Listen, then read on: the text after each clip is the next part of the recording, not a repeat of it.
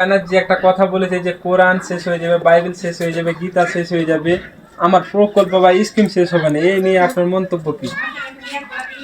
দেখেন, মত প্রকাশের স্বাধীনতা সবার আছে, কিন্তু যে কোনো লিডার, যে কোনো পার্টির লিডার কোনো ধর্মীয় বিষয়ে বা ধর্মগ্রন্থের বিষয়ে কটূক্তি, এটা সহ্য নয়, এটা কাম্য নয়, করা উচিত না। যে ভিডিওটার কথা বলছেন সেই ভিডিওটা ক্লিপসটা ভাইরাল হয়েছে আজ থেকে 1 থেকে 2 বছর আগে। মমতা ব্যানার্জি বলেছেন যে বাইবেল, গীতা, কোরআন শেষ হয়ে যাবে, কিন্তু আমার কোনো প্রকল্প বা স্কিম শেষ হবে না। এটা মমতা ব্যানার্জি পরে আবার মমতা ব্যানার্জি ভুল স্বীকার করেছিলেন এবং বলেছিলেন যে আমার উদ্দেশ্য ছিল যে কোনো ধর্মীয় বা ধর্মকে ট্যাগ করে বা ধর্মকে সামনে রেখে আমি মন্তব্যটা বলিনি বা কোনো ধর্মকে ছোট করার বিষয়টা আমার মাথায় আসেনি, তবে আমি এটা বলেছি। তো যদিও মমতা ব্যানার্জি এটা বলেছে, আমার মতামত যে মমতা ব্যানার্জির এই জিনিসটা অন্তত ধর্মকে নিয়ে যে কটূক্তি, ধর্মকে নিয়ে যে অবমাননার মতো একটা বিষয়, সেটা মমতা ব্যানার্জি অ্যাকচুয়ালি ভুল হয়েছে।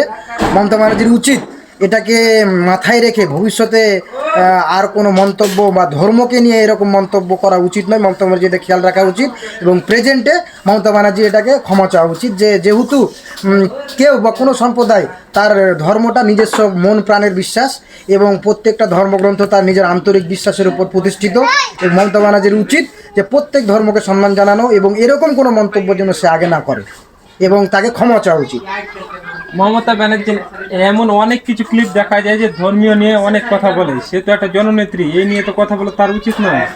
সেটা অবশ্যই কোনো জননেত্রী বা কোনো দলের নেতাকে কোনো ধর্মীয় বিষয়ে মন্তব্য করতে গেলে 10 বার ভাবতে হবে যে আমি এমন কোনো মন্তব্য করব না যেটা নিয়ে আমার সম্মানে বা আমাকে ট্রোল করা হয়, সেটাকে দেখা উচিত মমতা ব্যানার্জির। সেটা মমতা ব্যানার্জি অ্যাকচুয়ালি যে কোনো পার্টিতে, শুধু মমতা ব্যানার্জির না, শুভেন্দু অধিকারী আছে, দিলীপ ঘোষ, বাংলার টপ যে সমস্ত বিরোধী দলনেতা আছে তাদেরকেও দেখা উচিত যে আমি এমন কোনো মন্তব্য করব না যে কোনো ধর্মের আস্থার উপর কোনো প্রভাব পড়ুক এবং বাংলার মানুষের ধর্মীয় বেগে আঘাত লেগে তাদের আপাদমস্তকটা হেট হয়ে যায়।